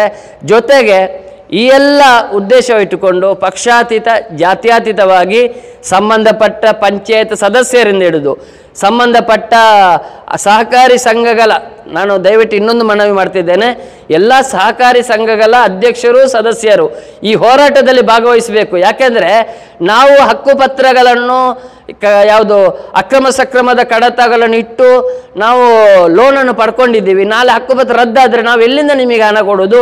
ನಮ್ಮ ಜಾಮೀನುದಾರರು ನಮ್ಮ ಮನೆಯಲ್ಲಿ ಬಂದು ಕೂತ್ಕೊಳ್ತಾರೆ, ಮತ್ತು ಅವರಿಗೆ ಸಮಸ್ಯೆ ಆಗ್ತದೆ ಅಂತೇಳಿ ದಯವಿಟ್ಟು ಕಾನೂನಿನ ತೊಡಕಿರುವುದರಿಂದ ಈ ಹೋರಾಟ ನೇತೃತ್ವವನ್ನು ಎಲ್ಲ ಪಂಚಾಯತ್ ಸದಸ್ಯರು, ಅಧ್ಯಕ್ಷರು, ಅದರಲ್ಲಿ ಮುಖ್ಯದು ಸೊಸೈಟಿ ಅಧ್ಯಕ್ಷರು, ಸಂಬಂಧಪಟ್ಟ ಸದಸ್ಯರೇ ತಗೊಳ್ಬೇಕು. ಇದು ಹೋರಾಟ ನಮಗೆ ಯಾರಿಗೂ ಯಾವುದೇ ಒಂದು ರಾಜಕೀಯ ಉದ್ದೇಶದಿಂದ ಇಲ್ಲವೇ ಇಲ್ಲ. ನಮ್ಮ ಉದ್ದೇಶ ಇರುವುದು ಜನಪ್ರತಿನಿಧಿಗಳನ್ನು, ಸಹಕಾರಿ ಸಂಘದ ಅಧ್ಯಕ್ಷರ, ಸಂಬಂಧಪಟ್ಟ ಸದಸ್ಯರನ್ನು ಜನಜಾಗೃತಿ ಮಾಡಿ, ರೈತರ ಜನಜಾಗೃತಿ ಮಾಡಿ, ಕಾನೂನು ಚೌಕಟ್ಟಿನಲ್ಲಿ ಹೋರಾಟ ಮಾಡಿ, ಈ ಹಕ್ಕುಪತ್ರಗಳ ಕೊಟ್ಟಿರೋ ಅಧಿಕೃತ ಮಾಡಿ ರೈತರ ಜೀವನವನ್ನು ಉಳಿಸುವಂಥದ್ದು ಬಿಟ್ಟರೆ ಮತ್ತು ಯಾವುದೇ ಉದ್ದೇಶ ಇಲ್ಲ. ಆದ್ದರಿಂದ ದಯವಿಟ್ಟು ಜಿಲ್ಲಾಡಳಿತ ನಾವು ಹೇಳಿದಂಥ ಪ್ರಶ್ನೆಗೆ ತಕ್ಷಣ ಕಿವಿಗೊಟ್ಟು ನಾಳ್ದು ಹಕ್ಕೊತ್ತಾಯ ಸಭೆ ಮಂಡನೆ ಇದೆ. ಆ ಸಂದರ್ಭದಲ್ಲಿ ಸಂಬಂಧಪಟ್ಟ ಜನಪ್ರತಿನಿಧಿಗಳಿಗೂ ಮನವಿ ಮಾಡಿದ್ದೇವೆ, ಜಿಲ್ಲಾಧಿಕಾರಿಗಳಿಗೂ ಮನವಿ ಮಾಡಿದ್ದೇವೆ. ಇವರೆಲ್ಲ ಬಂದು ನಮಗೆ ಸರಿಯಾದ ಸಮರ್ಪಕಾದ ಕಾನೂನು ಉತ್ತರ ಕೊಡಬೇಕು ಅಂತ ನಾನು ಈ ಮೂಲಕ ಹಕ್ಕೊತ್ತಾಯ ಸಭೆಯ ಪೂರಕವಾಗಿ ಪತ್ರಿಕಾಗೋಷ್ಠಿಯಲ್ಲಿ ಹಕ್ಕು ಮಂಡನೆಯನ್ನು ಮಾಡ್ತಾ ಇದ್ದೇನೆ. ಈಗ ಸರ್ಕಾರ ಒಂದು ಸರ್ವೆ ಜಂಟಿ ಸರ್ವೆ ಮಾಡೋದು ಅಂತೇಳಿ ಜಂಟಿ ಸರ್ವೆ ಮಾಡೋದು ಅಂತೇಳಿ ಸರ್ಕಾರನ ಒಂದು ಇದು ಮಾಡಿದ್ದು ಅಲ್ಲಿ ಗಡಪದಲ್ಲಿ ಪ್ರೆಸ್ ಮೀಟ್ ಎಲ್ಲ ಮಾಡಿದ್ದಲ್ಲ ಈ ಕಾಂಗ್ರೆಸ್. ಸರ್, ಕಾಂಗ್ರೆಸ್ಸಿನವರು ಪ್ರೆಸ್ ಮೀಟ್ ಮಾಡಿದ್ದಕ್ಕಿಂತ ಮುಖ್ಯವಾಗಿ ನಮ್ಮ ಅಭಿಪ್ರಾಯ ಏನಂದರೆ, ಒಂದು ಅವರು ಪಕ್ಷದವಾಗಿ ಮಾಡಿಲ್ಲ. ಯಾಕಂದರೆ ಅವರು ಸಹ ನಮ್ಮ ಹೋರಾಟದಲ್ಲಿದ್ದವರು, ಅವರು ಜನರ ಕಾಳಜಿ ದೃಷ್ಟಿಯಿಂದ ಪ್ರೆಸ್ ಮೀಟ್ ಮಾಡಿದ್ದಾರೆ ನನ್ನ ಅಭಿಪ್ರಾಯ. ಇನ್ನೊಂದೇನೆಂದರೆ, ನಾವು ಅವರ ಇದು ಪ್ರೆಸ್ ಮೀಟನ್ನು ಸ್ವಾಗತವೇ ಮಾಡ್ತೇವೆ, ಯಾಕಂದರೆ ಜಂಟಿ ಸರ್ವೆ ಮಾಡಲೇಬೇಕು. ಆದರೆ ಈಗ ನಾನು ಕೇಳ್ತಿರೋದು, ನೀವು ಜಂಟಿ ಸರ್ವೆ ಮಾಡುವಾಗ ಈಗ ಸರ್ಕಾರದ ಈ ಸುತ್ತೋಲೆ ಬಂದಿದೆ ಅಲ್ಲ, ಹಕ್ಕುಪತ್ರವನ್ನು ಕಾನೂನು ಬಾಹಿರ ಕೊಟ್ಟಿದ್ದಾರೆ ಅಂತೇಳಿ, ಇದನ್ನು ಯಾಕೆ, ಇದರ ಬಗ್ಗೆ ಸ್ಪಷ್ಟ ನಿಲುವು ಕೂಡ ಸಂಬಂಧಪಟ್ಟ ಯಾರಿಗೆ ಗೊತ್ತಿದೆ ಅವರು ಪತ್ರಿಕಾ ಹೇಳಿಕೆ ನೀಡಬೇಕು. ಇದಕ್ಕೆ ಉತ್ತರ. ಎರಡನೇದು ನಮ್ಮ ಅಭಿಪ್ರಾಯ ಏನಂದರೆ, ಯಾರು ಇವತ್ತು ಗಡಿ ಗುರುತಿನ ಅಂಚಿನಲ್ಲಿದ್ದಾರೆ, ನಾಳೆ ಬಫರ್ ಝೋನ್ ಅಂತ ಮಾಡಿದರೆ, ಉದಾಹರಣೆ ಈಗ ನೋಡಿ ಇಲ್ಲಿ ಕೊಟ್ಟಿದ್ದಾರೆ, ಯಾವುದೇ ಕಾರಣಕ್ಕೆ ಬಫರ್ ಝೋನು ಇದು ಇಲ್ಲ ಅಂತೇಳಿ ಇದರಲ್ಲಿ ಕೊಟ್ಟಿದ್ದಾರೆ. ಯಾವುದು, ಇಡೀ ದಕ್ಷಿಣ ಕನ್ನಡ ಜಿಲ್ಲೆಯಲ್ಲಿ ಅರಣ್ಯ ಇಲಾಖೆ ಬಫರ್ ಝೋನ್ ಇಲ್ಲ. ಆದರೆ ಇನ್ನೊಂದು ಉಲ್ಲೇಖ ಮಾಡಿದ್ದಾರೆ, ಏನಂದರೆ ಬಫರ್ ಝೋನನ್ನು ಜಂಟಿ ಸರ್ವೆ ಮಾಡಿದ ಮೇಲೆ ನಿಗದಿ ಮಾಡ್ತೇವೆ ಅಂತ. ಅದಕ್ಕೆ ಹೇಳೋದು, ಈಗ ನಾನು ಯಾಕೆ ಅದಕ್ಕೆ ಹೋಗ್ತಾ ಇಲ್ಲ ಜಂಟಿ ಸರ್ವೆಗೆ ಅಂದರೆ, ನಾಳೆ ಆ ಜಂಟಿ ಸರ್ವೆಯಲ್ಲಿ ನಾವು ಮಾಡಿಸಿದ ಮೇಲೆ ಸರ್ಕಾರ ಬಫರ್ ಝೋನ್ ಉಂಟು 500 ಮೀಟರ್ನಲ್ಲಿರೋ ಆ ಕಾಡಿನ ಅಂಚಿನಲ್ಲಿರುವಂಥ ರೈತರನ್ನು ನಾವು ಬೀದಿ ತಳ್ಳಿದಾಗೆ ಆಗ್ತದೆ. ಆದ್ದರಿಂದ ಜಂಟಿ ಸರ್ವೆ ಮಾಡಿದ ಮುಂಚಿತವಾಗಿ ಯಾರು ಈ ಜಂಟಿ ಸರ್ವೆ ನೇತೃತ್ವವನ್ನು ತಗೊಳ್ತಾರೆ ಅಲ್ಲಿ ಲೋಕಲ್ ವ್ಯಕ್ತಿಗಳು, ಅವರು ದಯವಿಟ್ಟು ಇದಕ್ಕೆ ಕ್ಲಾರಿಟಿ ಕೊಡಲಿಕ್ಕೆ ಅಧಿಕಾರಿಗಳಿಂದ ಹೇಳಬೇಕು, ರೈಟಿಂಗಲ್ಲಿ ಕೊಡಬೇಕು. ಇದರಲ್ಲಿ ಬಫರ್ ಝೋನ್ ಬರುವುದಿಲ್ಲ, ಆಮೇಲೆ ಈ ಜಂಟಿ ಸರ್ವೆಯ ವ್ಯಾಪ್ತಿಯಲ್ಲಿ ಮಾಡಿದ ಮೇಲೆ ಹಕ್ಕುಪತ್ರಗಳು ಲೀಗಲ್ ಆಗಿರ್ತವೆ, ಮತ್ತು ಇದು ಎಲ್ಲಿ ಯಾವುದು ಫ್ಲೋಟಿಂಗ್ ಆಗೋದಿಲ್ವ, ಪ್ರಥಮ ಮಾಡಬೇಕಾದ ಅದನ್ನು ಮಾತ್ರ, ಪ್ರಥಮ ಯಾವುದು ಫ್ಲಾಟಿಂಗ್ ಆಗೋದಿಲ್ವ. ಈಗ ಉದಾಹರಣೆ ಶಿರಾಡಿಯಲ್ಲಿ 87/1 ಸರ್ವೆ ನಂಬರ್, ಅದು ಫ್ಲಾಟಿಂಗ್ ಆಗೋದಿಲ್ಲ. ನಿಮ್ಮ ಕಲ್ಲುಗುಡ್ಡೆಯಲ್ಲಿ ಯಾವುದು 72, ಅದನ್ನು ಮಾಡಬೇಕು. ಅದನ್ನು ಮಾಡಿ ರೈತರಿಗೆ ಅದನ್ನು ಕೊಟ್ಟ ಮೇಲೆ ಇದು ಮಾಡಬೇಕು, ಉಳಿದ ಜಂಟಿ ಸರ್ವೆ ಮಾಡಬೇಕು. ಇನ್ನೊಂದೇನೆಂದರೆ, ಅದು ಯಾವಾಗ ಅರಣ್ಯ 1900 ಸೇರಿಸುವಾಗ ಡಿಮೂಡ್ ಫಾರೆಸ್ಟ್ ಅಡಿಯಲ್ಲಿ ಸೇರಿಸಿದ್ದು, ಇದನ್ನು ತೆಗೆಯದೆ ಜಂಟಿ ಸರ್ವೆ ಮಾಡಿ, ಅದು ನೋಡಿ ಇಲ್ಲಿ ಬರೆದಿದ್ದಾರೆ, ಇದು ಅಧಿಸೂಚಿತ ಅರಣ್ಯ ಅಂದರೆ ನಿಮ್ಮ 87 ಯಾವುದು 172 ಸರ್ವೆ ನಂಬರ್. ಈ ಸರ್ವೆ ನಂಬರಲ್ಲಿ ಅವರು ಏನಾದರೂ ಅದನ್ನು ಅರಣ್ಯ ಅಂತೇಳಿ ಇವರು ಹಕ್ಕುಪತ್ರ ಕೊಟ್ಟರು ಕೂಡ ರದ್ದು ಮಾಡೋ ರೈಟ್ಸ್ ಉಂಟು ಸರ್ಕಾರಕ್ಕೆ. ಅದಕ್ಕೆ ನಾನು ಹೇಳೋದು, ಫಸ್ಟಿಗೆ ಅಧಿಸೂಚಿತ ಅರಣ್ಯ ಅಥವಾ ಯಾರಿಗೆ ನೋಟಿಸ್ ಕೊಟ್ಟಿದ್ದಾರೆ ಯಾರು ಅರಣ್ಯ ಇಲಾಖೆಯವರು, ಅದಕ್ಕೆ ಫಸ್ಟಿಗೆ ಕ್ಲಾರಿಟಿ ಕೊಡಬೇಕು. ಆಮೇಲೆ ಅದು ಪ್ರಥಮ ಬೇಡಿಕೆ, ಯಾರಿಗೆ ನೋಟಿಸ್ ಕೊಟ್ಟಿದ್ದಾರೆ, ಯಾರನ್ನು ಒಕ್ಕಲೆಬ್ಬಿಸಲಿಕ್ಕೆ ಇದು. ಈಗಾಗಲೇ ನಾನು AC ಸಾಹೇಬ್ರ ಹತ್ರ ಕೇಳಿದಾಗ, ಕಳೆದ ಹೋರಾಟದ ಗುಂಡ್ಯದ ಹೋರಾಟ ಸಂದರ್ಭದಲ್ಲಿ AC ಸಾಹೇಬ್ರು ಹೇಳಿದರು, ಉದಾಹರಣೆ ಹೇಳಿದ್ರೆ ಕೌಕುರಡಲ್ಲಿ 100 ಕುಟುಂಬ ಬೀದಿ ಪಾಲಾಗ್ತದೆ ಮರ, ಇಷ್ಟು ದಪ್ಪ ಇತ್ತು, ಯಾರು ಹಕ್ಕುಪತ್ರ ರದ್ದು ಮಾಡಲಿಕ್ಕೆ ಆದೇಶ ಮಾಡಿದ್ದು. ಹಾಗೆಯೇ ಪ್ರತಿ ಗ್ರಾಮದ ಪಟ್ಟಿ ಮಾಡಿದ್ದಾರೆ, ನಮ್ಮ ಹತ್ರ ಇದೆ. ಈ ಗ್ರಾಮದ ಪಟ್ಟಿ ಮಾಡಿದ ರೈತರ ಆ ಹಕ್ಕುಪತ್ರ ಏನಾಗ್ತದೆ ಎಂಬುದು ಯಾರು ಮಾಡ್ತಾರೆ ತಾಲೂಕು ಸಮಿತಿಯವರು, ಅವರು ಅದಕ್ಕೆ ಉತ್ತರ ಕೊಟ್ಟು ಇದು ಮಾಡಬೇಕು, ಯಾವುದು ಸರ್ವೆ ಮಾಡಬೇಕು. ಇಲ್ಲ ನಾಳೆ ಜಂಟಿ ಸರ್ವೆ ಆದ ಮೇಲೆ 500 ಮೀಟರ್ ಹಕ್ಕುಪತ್ರ ಇದು ಬಫರ್ ಝೋನ್ ಬರೆದಿಟ್ಟರೆ ಆ ರೈತ ಬೀದಿಗೆ ಬರ್ತಾನೆ. ನಾನು ಹೇಳೋದೇನೆಂದರೆ, ನಮ್ಮದು ಒಬ್ಬರಿಬ್ಬರ ಜೀವನ ಉಳಿಸಿ ಅಂತಲ್ಲ, ಇಡೀ ಜಿಲ್ಲೆಯ ಯಾವುದೇ ಒಬ್ಬ ರೈತನಿಗೆ ತೊಂದರೆ ಆಗಬಾರ್ದು ಅಂತ ನಮ್ಮ ಹೋರಾಟ. ನಾವು ಒಂದು ಪಕ್ಷದ ಕಡೆಯಿಂದ ಮಾಡ್ತೇಲ್ಲ, ನಮಗೆ ಎಲ್ಲ ಪಕ್ಷದವರು ಇದ್ದಾರೆ, ಆದರೆ ನಾವು ಪಕ್ಷಾತೀತವಾಗಿ ಮಾಡೋದು. ಅದಕ್ಕೋಸ್ಕರ ಜಾತ್ಯತೀತವಾಗಿ ಪ್ರತಿಯೊಬ್ಬ ರೈತನನ್ನು ಟಾರ್ಗೆಟ್ ಮಾಡಿ ಅವನು ಬದುಕಬೇಕು, ಅವನ 94C ಲೀಗಲ್ ಆಗಬೇಕು, ಅವನ ಹಕ್ಕುಪತ್ರ ರದ್ದಾಗಬಾರ್ದು. ಯಾಕಂದರೆ ಸೊಸೈಟಿ ಲೋನ್ಗಳನ್ನು ಕೊಟ್ಟಿದ್ದಾರೆ, ಅದಕ್ಕೋಸ್ಕರ ನಮ್ಮ ಇದು ಮಾಡ್ತಿರೋದು. ಆದ್ದರಿಂದ ಅವರ ಪ್ರೆಸ್ ಮೀಟಿಗೆ ಅವರು ಮಾಡಿದಂಥ ಯಾವುದು ಸ್ಟೇಟ್ಮೆಂಟಿಗೆ ನಮ್ಮದು ಏನು ವಿರೋಧ ಇಲ್ಲ, ಆದರೆ ಅವರು ನಮ್ಮದೊಂದು ಅದರಲ್ಲಿ ಒಂದು ಸೇರಿಸಬೇಕಾದ್ದು ಯಾವುದು ಫ್ಲಾಟಿಂಗ್ ಆಗಲಿಲ್ಲ ಅದನ್ನು ಮಾಡಿ, ಆಮೇಲೆ ಬಫರ್ ಝೋನ್ ಏನು ನಿಗದಿಪಡಿಸಿ ನಂತರ, ಯಾಕಂದರೆ ಅವರು ಕೂಡ ನಮ್ಮ ಹೋರಾಟದಲ್ಲಿ ಬಂದವರು, ಅವರಿಗೆ ಗೊತ್ತಿದೆ ಕೊನೆಯ ಕ್ಷಣದಲ್ಲಿ ಬಫರ್ ಝೋನ್ ಇದೆ ಅಂತ ಹೇಳಿದರೆ ಅಷ್ಟು ಹಕ್ಕುಪತ್ರ ರದ್ದಾಗ್ತದೆ. ಆದ್ದರಿಂದ ಅವ್ರು ನೇತೃತ್ವ ಕೊಲ್ಲುವಾಗ, ನಾನು ಕೂಡ ನೇತೃತ್ವ ಕೊಲ್ಲುವಾಗ ಯಾವುದೇ ಒಬ್ಬ ರೈತನಿಗೆ ಯಾವುದೇ ಒಬ್ಬ ವ್ಯಕ್ತಿಗೆ ತೊಂದರೆ ಆಗದಾಗೆ ನಾವು ನೋಡ್ಕೊಳ್ಬೇಕಾದ ಜವಾಬ್ದಾರಿ ನನ್ನ ಕಾನೂನು ಮಾಹಿತಿ ಪ್ರಕಾರ, ನನ್ನ ದಾಖಲೆ ಪ್ರಕಾರ ನಾನು ದಾಖಲೆ ಇಟ್ಟೇ ಮಾತಾಡೋದು. ಇವತ್ತು ಅರಣ್ಯದವರು ಬಫರ್ ಝೋನ್ ನಿಗದಿಪಡಿಸಿಲ್ಲ, ಜಂಟಿ ಸರ್ವೆ ಮಾಡಿದ ಮೇಲೆ ನಿಮ್ಮ ಕಲ್ಲುಗುಡ್ಡೆಯಲ್ಲಿ ನಿಗದಿಪಡಿಸಿದರೆ ನಾಳೆ ಅಷ್ಟು ಜನನು ಹಕ್ಕುಪತ್ರ ರದ್ದಾದರೆ ನಾವು ಅದಕ್ಕೆ ಜನ ಆಗ್ತೇವೆ, ನಮ್ಮ ಮೇಲೆ ಜನರು ಇದು ಮಾಡ್ತಾರೆ, ಬೇಜಾರು ಮಾಡ್ಕೊಳ್ತಾರೆ. ಅದಕ್ಕೋಸ್ಕರ ನಾನು ಆ ಜಂಟಿ ಸರ್ವೆನ ಒಪ್ಪುವುದಿಲ್ಲ. ಯಾಕೆಂದರೆ ಫಸ್ಟಿಗೆ ತಹಸೀಲ್ದಾರ್ ಹೇಳಬೇಕು ರೈಟಿಂಗಲ್ಲಿ, ಇದರಲ್ಲಿ ಇದು ಬರುವುದಿಲ್ಲ, ಯಾವುದು ಬಫರ್ ಝೋನ್ ಬರುವುದಿಲ್ಲ ಅಂತ ರೇಂಜರ್ ಹೇಳಬೇಕು, ಆಮೇಲೆ ಜಂಟಿ ಸರ್ವೆ ಮಾಡಬೇಕು. ಇಲ್ಲದಿದ್ದರೆ 18ನೇ ತಾರೀಕು ಹಕ್ಕೊತ್ತಾಯ ಸಭೆಯಲ್ಲಿ ಎಲ್ಲರೂ ನಾವೆಲ್ಲ ಸೇರುವ, ಜಿಲ್ಲಾಧಿಕಾರಿಯನ್ನು ಕರೆಸುವ, ಅಲ್ಲಿ ಹಕ್ಕೊತ್ತಾಯ ಸಭೆಯಲ್ಲಿ ಅವರು ಹೇಳಿ ಇಡೀ ಜಿಲ್ಲೆಯನ್ನು ಏಕಕಾಲದಲ್ಲಿ ಜಂಟಿ ಸರ್ವೆ ಮಾಡಬೇಕು, ಇಡೀ ಗ್ರಾಮ ಮಾಡಬೇಕು. ಯಾವುದೋ ಒಂದು ಕಡೆ ಮಾಡಿ ಅಲ್ಲಿಂದ ಒಂದು ಸರ್ವೆ ನಂಬರ್ ಮಾಡಿ ಓಡಿ ಹೋಗುವುದಲ್ಲ ಅಧಿಕಾರಿಗಳು, ಎಲ್ಲ ಗ್ರಾಮದಲ್ಲಿ ಏಕಕಾಲದಲ್ಲಿ ಮಾಡಬೇಕು. ಮತ್ತು ಇದನ್ನು ನಮ್ಮ ಬೇಡಿಕೆಯನ್ನು ಕ್ಲಾರಿಟಿ 18ಕ್ಕೆ ಕೊಟ್ಟು ಜಂಟಿ ಸರ್ವೆ ಮಾಡಬೇಕು. ಇಲ್ಲದಿದ್ದರೆ ಮುಂದಿನ ದಿನದಲ್ಲಿ ಕಲ್ಲುಗುಡ್ಡೆ ಆಗಲಿ, ಬಿಳಿನೆಲೆ ಆಗಲಿ, ಶಿರಾಡಿ ಆಗಲಿ ಎಲ್ಲಿ ಜಂಟಿ ಸರ್ವೆ ಮಾಡಿದಾರ ಆಮೇಲೆ ಆ ಭಾಗದ ಬಯಲುವಾರು ಜನ ಕೃಷಿ ಭೂಮಿ 100% ಹಕ್ಕುಪತ್ರ ರದ್ದಾಗ್ತದೆ. ಯಾಕೆಂದರೆ ಅವರ ಆದೇಶದಲ್ಲೇ ಇದೆ ಹಕ್ಕುಪತ್ರ ರದ್ದಾಗ್ತದೆ ಅಂತೇಳಿ, ಯಾವುದೋ ಬಫರ್ ಝೋನು ಇದ್ದರೆ. ಅದಕ್ಕೋಸ್ಕರ ದಯವಿಟ್ಟು ಪಾಪದ ಮುಗ್ಧ ರೈತರನ್ನು ಜೀವನದ ಮೇಲೆ ದಯವಿಟ್ಟು ಯಾರೂ ಕೂಡ ಚೆಲ್ಲಾಟ ಆಡೋದು ಬೇಡ ಅಂತ ನನ್ನ ಅಭಿಪ್ರಾಯ. ಈಗ ಹಕ್ಕುಪತ್ರ ರದ್ದಾದರೆ ಏನಾಗುವುದು ಪರಿಣಾಮ? ಸರ್, ಈಗಾಗಲೇ ನಾನು ದಿಡುಪೆಗೆ ಹೋಗಿದ್ದೆ, 13 ಕುಟುಂಬ ಹಕ್ಕುಪತ್ರ 2014 ತಾನಾಗಿ ರದ್ದಾಗಿದೆ. ಆಮೇಲೆ ಈಗಾಗಲೇ ಅನೇಕ ಪಟ್ಟಿ ಮಾಡಿದ್ದಾರೆ, ಯಾವುದೆಲ್ಲ ನೋಡಿ. ನಾನು ಯಾಕೆ ಫ್ಲಾಟಿಂಗ್ ಆಗದ ಜಾಗವನ್ನೇ ಸರ್ವೆ ಮಾಡಿ ಅಂತ ಹೇಳ್ತಾ ಇರೋದು, ಯಾಕೆಂದರೆ ಇವತ್ತು ಈಗ ಯಾರ್ದು ಫ್ಲಾಟಿಂಗ್ ಆಗಲಿಲ್ಲ ಅವರಿಗೆ ಕೋಪ ಬಂದವ, ಅವನ ಮೇಲೆ ಆ ವ್ಯಕ್ತಿ ದ್ವೇಷ ಇದ್ದರೆ ಒಂದು ಕಂಪ್ಲೇಂಟ್ ಮಾಡಿದರೆ ಆತನನ್ನು JCB ತಂದು ಡೆಮಾಲಿಷ್ ಮಾಡಿ ಹೋಗ್ತಾರೆ. ಅಷ್ಟು ಡೇಂಜರ್ ಝೋನಲ್ಲಿ ಇರುವಾಗ ಇವತ್ತು ಅದನ್ನು ಬಿಟ್ಟು ಲೀಗಲ್ ಇರುವಲ್ಲಿ ಇದು ಜಂಟಿ ಸರ್ವೆ ಮಾಡಿದರೆ ಸಮಸ್ಯೆ ಆಗ್ತದೆ. ಅದಕ್ಕೆ ನಾವು ಹೇಳೋದು ಯಾವುದು ಫ್ಲಾಟಿಂಗ್ ಆಗೋದಿಲ್ಲ ಅದನ್ನೇ ಫಸ್ಟಿಗೆ ಫಾರೆಸ್ಟ್ ಇಲಾಖೆಗೆ ಟಾರ್ಗೆಟ್ ಮಾಡ್ತಿರೋದು, ಅದನ್ನೇ ಒಕ್ಕಲೆಬ್ಬಿಸುವುದು. ಯಾರಿಗೆ ಕಲ್ಲುಗುಡ್ಡೆಯಲ್ಲಿ ಅನೇಕ ಜನರಿಗೆ ನೋಟಿಸ್ ಆಗಿದೆ, ಬಿಲ್ನೆಲೆ ಆಗಿದೆ, ಶಿರಾಡಿ ಆಗಿದೆ, ಸುಬ್ರಹ್ಮಣ್ಯ ಆಗಿದೆ, ಇನ್ನು ಎಲ್ಲ ಗ್ರಾಮಗಳೇ ಆಗಿದೆ. ಯಾರಿಗೆ ನೋಟಿಸ್ ಆಗಿದೆ ಅವರನ್ನು ಸರ್ಕಾರದವರು ಕರಿಬೇಕು. ನಿಮಗೆ ನೋಟಿಸ್ ಆಗಿದೆ, ನಿಮ್ಮ ಹಕ್ಕುಪತ್ರಕ್ಕೇನು ತೊಂದರೆ ಬರ್ತದೆ ಇಲ್ವಾ ಅಂತ ಮನವರಿಕೆ ಮಾಡಿ ಜಂಟಿ ಸರ್ವೆ ಮಾಡಬೇಕು. ಏಕಕಾಲದಲ್ಲಿ ಬಂದು ಮಾಡಲಿಕ್ಕೆ ನೋಡಿ ಸ್ವಾಮಿ, ನಾನು ಒಂದೇ ಪ್ರಶ್ನೆ ಕೇಳ್ತಿದ್ದೇನೆ. ಕಂದಾಯ ಇಲಾಖೆ ಅಂದರೆ ಸುಪ್ರೀಂ ಅಥವಾ DC ಅಂದರೆ ಯಾರು? ಅಷ್ಟೊಂದು ನಮಗೆ ಫುಲ್ ಆದೇಶ ಅವರಿಗೆ ಪವರ್ ಇರುವುದು. ಅವರ ಕೊಟ್ಟಂಥ ಹಕ್ಕುಪತ್ರವನ್ನು ಅರಣ್ಯ ಇಲಾಖೆ ರದ್ದು ಮಾಡ್ತದೆ ಅಂದರೆ ನಿಮ್ಮ ಏನು ವ್ಯವಸ್ಥೆಯೋ ಡೆಮೋಕ್ರಸಿಯೋ ಏನಿದು? ಆದ್ದರಿಂದ ಸಂಪೂರ್ಣ ಸರ್ಕಾರದ ಕಾರ್ಯಾಂಗ ವ್ಯವಸ್ಥೆ ಭ್ರಷ್ಟಾಚಾರದಲ್ಲಿ ಕೂಡಿದೆ, ಒಪ್ಪಿಕೊಂಡಾಗಾಯ್ತು. ನೋಡಿ, ಕಂದಾಯ ಇಲಾಖೆಯವರ ಹಕ್ಕುಪತ್ರ ರದ್ದು ಮಾಡೋದಿದ್ರೆ ಅರಣ್ಯ ಇಲಾಖೆಯವರು, ಹಾಗಾದ್ರೆ ಸುಪ್ರೀಂ ಅರಣ್ಯ ಇಲಾಖೆಯೋ ಕಂದಾಯ ಇಲಾಖೆಯೋ? ಒಂದು. ಎರಡನೇದು, ಕಂದಾಯ ಇಲಾಖೆ DC ಅವರೇ ಪುನಃ ನಾವು ಪರಿಶೀಲನೆ ಮಾಡಿದಾಗ ಅದು ಸರಿ ಇಲ್ಲ ಅಂತ ಕೊಡುವುದಿದ್ರೆ ಆ ಹಕ್ಕುಪತ್ರ ಕೊಟ್ಟವರು ಯಾರ್ರೀ? ಅದಕ್ಕೆ ಒಂದು ರಚನೆ, ಸರ್ವೇರ್ ಹೋಗಿದ್ದಾರೆ, ADLR ಹೋಗಿದ್ದಾರೆ, ಆಮೇಲೆ ಡೆಪ್ಟಿ ತಹಸೀಲ್ದಾರ್ ಹೋಗಿದ್ದಾರೆ, ಮತ್ತು ಸಂಬಂಧಪಟ್ಟ ಫಾರೆಸ್ಟ್ ಹೋಗಿದ್ದಾರೆ. ಎಲ್ಲರೂ ಹೋಗಿ ಸಂಬಂಧಪಟ್ಟ ಶಾಸಕರ ಅಧ್ಯಕ್ಷತೆಯಲ್ಲಿ ಆಗಿ ಆ ಹಕ್ಕುಪತ್ರ ರದ್ದಾಗೋದಿದ್ರೆ ಎಷ್ಟು ದೊಡ್ಡ ಕೋಟಿ ಭ್ರಷ್ಟಾಚಾರ ನಡೆದಿದೆ ಜಿಲ್ಲೆಯಲ್ಲಿ ಯೋಚನೆ ಮಾಡಿ. ಅದು ತನಿಖೆ ಆಗಬೇಕು, CBI ತನಿಖೆ ಆಗಬೇಕು ನಮ್ಮ ಲೆಕ್ಕದಲ್ಲಿ. ಯಾಕೆಂದರೆ ಕಂದಾಯ ಇಲಾಖೆ ಕೊಟ್ಟ ಹಕ್ಕುಪತ್ರ ರದ್ದು ಆಗೋದಿದೆ, ಕಾನೂನು ಬಾಹಿರ ಹಕ್ಕುಪತ್ರ ಕೊಟ್ಟಿದ್ದಾರೆ 30 ವರ್ಷದಿಂದ 40 ವರ್ಷದಿಂದ. ಆದರೆ ಈ ತನಕ ನಿನ್ನೆ ತನಕದ ಇವತ್ತಿನ ತನಕ ಹಕ್ಕುಪತ್ರ ಕೊಡ್ತಾನೆ ಇದ್ದಾರೆ ಅಂದರೆ ಇವತ್ತು ಭ್ರಷ್ಟಾಚಾರಕ್ಕೆ ಯಾರಿಗೆಲ್ಲ ಕಮಿಷನ್ ಇದೆ?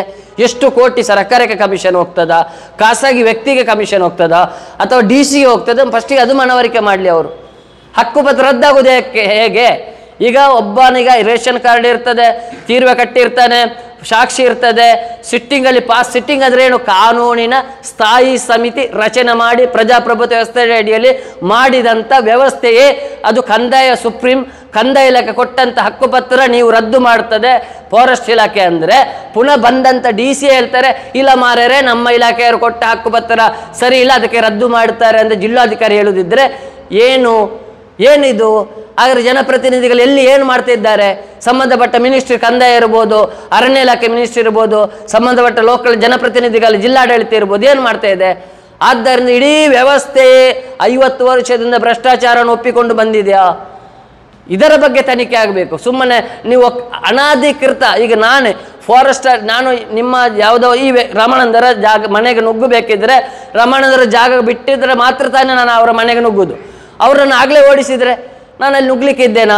ಇದು ನಾನು ಅವರ ಮನೆಯಲ್ಲಿ ಕೂತು 50 ವರ್ಷ ಆದ ಮೇಲೆ ಅವರ ಜಾಗವನ್ನು ಸಂಪೂರ್ಣ ನನ್ನ ಹೆಸರಿಗೆ ಬರ್ಕೊಂಡು ನಾನು ವಾಸ್ತವಾಗಿದ್ದ ಮೇಲೆ ನನ್ನ ಮಕ್ಕಳಿಗೆ ಉದ್ಯೋಗ ಇಲ್ಲದೆ ನಾನು ಅಲ್ಲಿ ಒಂದು ಕೂಲಿ ಕೆಲಸ ಕೃಷಿ ಮಾಡಿಕೊಂಡ ನಾನು ಇದ್ದ ಮೇಲೆ ನಾವು ಕೊಟ್ಟಿರುವ ರಮಣಂದರು ಬಂದು ನನ್ನ ಜಾಗ ಇಲ್ಲ, ಅದಕ್ಕೆ ಅರ್ಥ ಇದೆಯಾ? ಅಥವಾ ಇವತ್ತು ಸರ್ಕಾರದ ವ್ಯವಸ್ಥೆ ಏನು? ಇವತ್ತು ನೀವು ಯಾವುದೇ ಹೋರಾಟ ಮಾಡಬೇಕಿದ್ರು ನಾವು ರೆವಿನ್ಯೂ ಡಿಪಾರ್ಟ್ಮೆಂಟಿಗೆ ನಾವು ಹೋಗಬೇಕು. ಇವತ್ತು ಎಲ್ಲ ವ್ಯವಸ್ಥೆ ಏನಿದ್ರು ನಮ್ಮ ಎಲ್ಲ ಇಲಾಖೆ ಬರುವುದೇ ಕಂದಾಯ DC ಅಂಡರಿಗೆ. ಆದರೆ ಜಿಲ್ಲಾಧಿಕಾರಿಯು ಇಷ್ಟರ ತನಕ ಏನು ಮಾಡ್ತಿದ್ದಾರೆ? ಅವರು ನಮಗಿಂತ ಓದಿದವರು, ನಾವೆಲ್ಲ ME MCom ಅಥವಾ LLB ಮಾಡಿರ್ಬೋದು, ಜಿಲ್ಲಾಧಿಕಾರಿ IAS ಮಾಡಿರ್ತಾರೆ.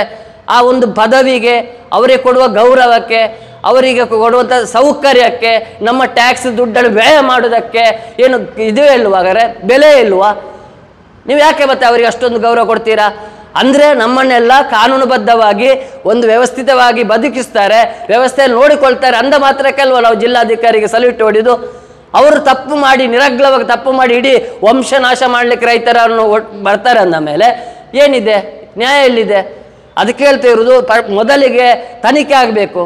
ಇದಕ್ಕೆ ಸಂಬಂಧಪಟ್ಟ ವಿಶೇಷ ತನಿಖಾ ತಂಡ ರಚನೆ ಆಗಬೇಕು. ಯಾಕೆ ರಚನೆ ಆಗಬೇಕಂದ್ರೆ ಇದು ಯಾತಕ್ಕೋಸ್ಕರ ಈ ರೀತಿ ಈ ಫೇಕ್ ಹಕ್ಕುಪತ್ರಗಳು ಯಾರು ಕೊಟ್ಟರು, ಯಾಕೆ ಕೊಟ್ಟರು? ಸ್ಥಾಯಿ ಸಮಿತಿ ಸಂಬಂಧಪಟ್ಟ ಜಿಲ್ಲಾ ಆಡಳಿತದ ನೇತೃತ್ವದಲ್ಲಿ ಯಾಕೆ ರೈತರ ಲಂಚ ತಗೊಂಡು ಕೋಟಿ ಲಂಚ ತಗೊಂಡು ಭ್ರಷ್ಟಾಚಾರ ಮಾಡಿ ಹಕ್ಕುಪತ್ರ ಯಾಕೆ ಕೊಟ್ಟದ್ದು? ಈಗ ಅವನನ್ನು JCB ತಂದು ಅವನ ಮನೆಯ ಬೀದಿ ಪಾಲು ಮಾಡ್ತಿರೋದು ಯಾಕೆ? ಆದರೆ ಮಾನವ ಹಕ್ಕು ಏನು ಇಲ್ವಾ? ರೈತರಿಗೆ ರಕ್ಷಣೆ ಇಲ್ವಾ? ಭಾರತ ಇಡೀ ರಾಷ್ಟ್ರ ಬೆನ್ನೆಲುಬು. ನಮಗೆ ಇನ್ನೊಂದು ಗೊತ್ತಿರಬೇಕು, ರೈತರ ಹಿಸ್ಟ್ರಿ ನೋಡಿ. ರಾಜರಿರುವಾಗ ಇದ್ದದ್ದೇ ಕಾಡಲ್ಲಿ ರೈತರು. ಎಲ್ಲಿ ನಗರದಲ್ಲಿ ರೈತರು ಇರ್ತಾರೆ? ನಗರವಾಸಿಗಳು ರೈತ ಅಂತ ಕರೀತಾರೆ. ಎಲ್ಲಿ ಅರಣ್ಯದ ಮಧ್ಯೆ ಕೃಷಿಯನ್ನು ಮಾಡಿಕೊಂಡಿರ್ತಾನೆ ಆತನೇ ರೈತ. ಕೃಷಿ ಅಂದರೆ ಏನು? ಹಸಿರನ್ನು ಬೆಳೆಸುವುದು, ಸಸಿಗಳನ್ನು ಬೆಳೆಸುವಂಥದ್ದು. ಅದು ಆಹಾರ ಉತ್ಪನ್ನ ಇರ್ಬೋದು, ಅಥವಾ ಇನ್ಯಾವುದೋ ಬೇರೆ ಮರಗಿಡಗಳಿರ್ಬೋದು, ತೆಂಗಿನ ಮರ ಇರ್ಬೋದು, ಅಥವಾ ಭತ್ತ ಇರ್ಬೋದು. ಇದೆಲ್ಲವೂ ರಿಲೇಟೆಡ್ ಪರಿಸರ. ಇದೇ ಒಂದು ಕಾಂಕ್ರೀಟ್ ರಸ್ತೆಯ ಮೇಲೆ ನೀವು ಗದ್ದೆ ಮಾಡಲಿಕ್ಕಾಗ್ತದ? ನಾವು ಕಾಂಕ್ರೀಟ್ ರಸ್ತೆಯ ಮೇಲೆ ಏನು ಮಾಡ್ಲಿಕ್ಕೆ ಆಗ್ತದೆ? ಪರಿಸರ ಉಳಿಸಲಿಕ್ಕೆ ಆಗ್ತದೆ? ಅಥವಾ ಪರಿಸರದ ಗಿಡ ನೆಡಲಿಕ್ಕೆ ಆಗ್ತದೆ? ಯಾವುದಾದ್ರು ಒಂದು ಹೆಬ್ಬಲ್ಸಿನ ಗಿಡ ನೆಡಲಿಕ್ಕೆ ಆಗುವುದಿಲ್ಲ. ಎಲ್ಲಿ ನೆಡಬೇಕು? ಮಣ್ಣಲ್ಲಿ. ಮಣ್ಣು ಹೇಗಿರು ಫಲವತ್ತತೆ ಆಗಿರಬೇಕು. ಆ ಮಣ್ಣಲ್ಲಿ ಪರಿಸರಕ್ಕೆ ಪೂರಕವಾಗಿರುವಂಥ ವ್ಯವಸ್ಥೆ ಇದ್ದಾಗ ಮಾತ್ರ ಗಿಡ ಮರಗಳು ಬರ್ತದೆ. ಕಾಡು ಪ್ರಾಣಿಗೂ ಸಾಕು ಪ್ರಾಣಿಗೂ ವ್ಯತ್ಯಾಸ ಏನ್ರಿ? ನಾಯಿ ಕಾಡು ಸಾಕು ಪ್ರಾಣಿ ಆದರೆ ನಾಯಿಯ ರೂಪದಲ್ಲೇ ಇರುವುದು ಇನ್ನೊಂದು ಇರ್ತದೆ, ಅದು ಕಾಡು ಪ್ರಾಣಿ ಅಂತ ಹೇಳ್ತೇವೆ ನಾವು, ಹೌದಾ? ಅದೇ ರೀತಿ ಒಂದು ತೆಂಗಿನ ಮರ ಅದು ನಾವು ಸಾಕಿ ಬೆಳೆಸಿದ್ರೆ ಅದರದೇ ರೂಪ, ಅದು ಕಾಡಲ್ಲಿ ಇನ್ನೊಂದು ಮರ ಇರ್ತದೆ, ರಿಲೇಟೆಡ್ ಒಂದೇ, ಅದು ಅದ್ರ ವ್ಯವಸ್ಥೆ ಅಡಿಯಲ್ಲಿ ಒಂದೇ ಬರ್ತದೆ. ಆದ್ದರಿಂದ ನಾವು ಸಾಕುವುದು ಅದು ತನ್ನ ನೈಸರ್ಗಿಕ ಬರುವುದು. ಆದ್ದರಿಂದ ಇದೆಲ್ಲ ಇಷ್ಟೆಲ್ಲ ಅರಿತಂತ ಗೊತ್ತಿದ್ದಂಥವರಿದ್ದಾಗ ಇವತ್ತು ಜಿಲ್ಲಾಡಳಿತ ಅಂತ ಹೇಳ್ತೇವೆ, ಇಡೀ ಸರ್ಕಾರಕ್ಕೆ ಅಥವಾ ಈ ಹಿಂದಿನ ಎಲ್ಲ ಮಿನಿಸ್ಟ್ರುಗಳು ಒಪ್ಪಿಕೊಳ್ಬೇಕು ನಾವು ಲಂಚ ತಗೊಂಡಿದ್ದೇವೆ ರೈತರಿಂದ ಅಂತ. ಯಾಕೆಂದರೆ ಇಲ್ಲದರೆ ಈ ಹಕ್ಕುಪತ್ರ ರದ್ದಾಗುವುದು ಹೇಗೆ? ದಯವಿಟ್ಟು ನಾವು ಪ್ರಜಾಪ್ರಭುತ್ವ ವ್ಯವಸ್ಥೆ ಅಡಿಯಲ್ಲಿ ಸರ್ ಹೋರಾಟ ಮಾಡೋದು, ಅವರು ನಮಗೆ ಸತ್ಯಾಂಶವನ್ನು ತಿಳಿಸಿಕೊಡಬೇಕು. ನಮ್ಮ ಮುಖ್ಯ ಹಕ್ಕೊತ್ತಾಯದ ಬೇಡಿಕೆ ಅದುವೇ.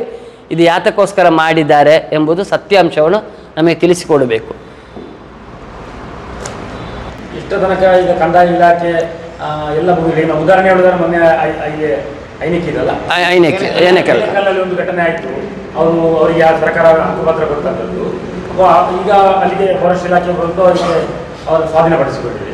ಹಾಗಾದರೆ ಇದು ಈಗಾಗಲೇ ನೋಡಿ ಸರ್ಕಾರ ಅದಕ್ಕೆ ನೀವು ಹೇಳಿದ್ದಕ್ಕೆ ಪೂರಕವಾಗಿ ಹೇಳಿದೆ. ಈ ತನಕ ಅಧಿಸೂಚಿತ ಅರಣ್ಯದಲ್ಲಿ ಕೊಟ್ಟಂಥ ಹಕ್ಕುಪತ್ರ ಕಾನೂನು ಬಾಹಿರ ಅಂತೇಳಿ ಸಾಧಾರಣ 70 ಅಂದರೆ 40 ವರ್ಷದಿಂದ ಹಕ್ಕುಪತ್ರ ಕಂದಾಯ ಇಲಾಖೆ ಕೊಡ್ತಾ ಬಂದಿದೆ. ಆದ್ದರಿಂದ ನಮ್ಮದು ಸಹ ಈಗ ಹೋರಾಟಗಾರರದ್ದು ಸಹ ಏನು ಇದಂದರೆ, ಸರ್ಕಾರ ಹೇಳುವಾಗ ಇದು ಎಷ್ಟೋ ಕೋಟಿ ಭ್ರಷ್ಟಾಚಾರ ಆಗಿರಬಹುದು, ಅದು ಕಾನೂನು ಬಾಹಿರ ಅಂದರೆ ಅದಕ್ಕೆ ಜಿಲ್ಲಾಧಿಕಾರಿ ಸಂಬಂಧಪಟ್ಟ ಇದು ಇಟ್ಟಿದ್ದಾರೆ. ಅಕ್ರಮ ಸಕ್ರಮದ ಕಮಿಟಿಯಲ್ಲಿ ಎಲ್ಲ ರಾಜ್ಯದ MLAಗಳು ಕೂಡ ಇದ್ದಾರೆ. ಇವರೆಲ್ಲ ಸೇರಿ ಭ್ರಷ್ಟಾಚಾರ ಮಾಡಿದಾರಾ ಎಂಬ ಪ್ರಶ್ನೆ ನಮಗೆ ಉದ್ಭವ ಆಗಿದೆ. ಇದು ಇಲ್ಲದ್ರೆ ಇದನ್ನು ತಡೆಹಿಡಬೇಕು. ಇವತ್ತು ಕಂದಾಯ ಇಲಾಖೆ ಕೊಟ್ಟ ಹಕ್ಕುಪತ್ರವನ್ನು ಜಿಲ್ಲಾಡಳಿತ, ರಾಜ್ಯ ಸರ್ಕಾರದ ಸಂಬಂಧಪಟ್ಟ ಮಂತ್ರಿಗಳು ಅದನ್ನು ತಡೆ ಹಿಡಿಯದೆ ಇದ್ದಲ್ಲಿ ಅದು ಭ್ರಷ್ಟಾಚಾರ ಆಗಿದೆ ಅಂತ ನಾವು ನಂಬ್ತೇವೆ. ಭ್ರಷ್ಟಾಚಾರಕ್ಕೋಸ್ಕರ ಹಕ್ಕುಪತ್ರ ಮಾಡಿದ್ದಾರೆ ಅಂತ.